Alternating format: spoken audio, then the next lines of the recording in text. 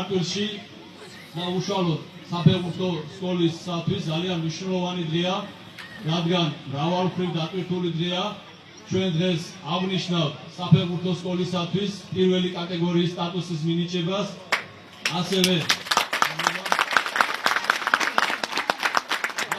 აღნიშნავთ დინამო თბილისთან თანამშრომლობის 2 წლიანი პერიოდის მნიშვნელობას, ასევე გვაქვს სახალისო ფეხბურთის დახურვითი ღონისძიება და მიმაჩნია, რომ აი ამ ტიპის ღონისძიებები ჩვენთვის არის ძალიან მნიშვნელოვანი და ყველაზე მთავარი ფართო საზოგადოების წინაშე ჩვენ პირველად წარვადგინეთ ის ინფრასტრუქტურული პროექტი, რომელიც უნდა განხორციელდეს 2020 წელს.